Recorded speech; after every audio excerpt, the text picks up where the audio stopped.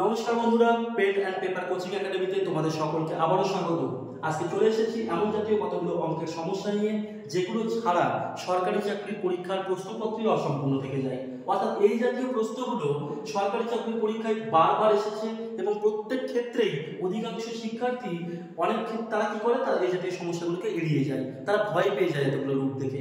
আমরা এই জাতীয় সমস্যা আজকে 1 নিমেষে 5 সেকেন্ডের মধ্যে সমাধান করে দেবো। কিরকম? তিনটে সমস্যা রয়েছে, একটা আছে বর্গমূল এবং গুণের সম্পর্ক দিয়ে, একটা বর্গমূল এবং যোগের সম্পর্ক দিয়ে, এবং আরেকটি হচ্ছে বর্গমূল ও বিয়োগের সম্পর্ক দিয়ে। যদি বর্গমূল ও গুণের সম্পর্ক দিয়ে অঙ্কটি থাকে তাহলে উত্তর হচ্ছে সেই সংখ্যাটি নিজেই, অর্থাৎ 20 এখানে উত্তর। পরিষ্কার? যদি বর্গমূল এবং যোগ অথবা বর্গমূল এবং বিয়োগের সম্পর্ক থাকে তাহলে আমরা সেই সংখ্যাটিকে দুটো ক্রমিক সংখ্যার গুণফল আকারে ভেঙে দেব। তাহলে 20কে দুটো ক্রমিক সংখ্যার গুণফল আকারে ভাঙলে আমরা জানি 5 গুণ 4 মানে 20 হয়, এবং 4 এবং 5 পরস্পর ক্রমিক সংখ্যা বা পরপর সংখ্যা। তাহলে বড় সংখ্যাটি এখানে কে 5 হচ্ছে যোগের অঙ্কটির উত্তর, এবং ছোট সংখ্যাটি 4 হচ্ছে আমাদের বিয়োগের অঙ্কটির উত্তর।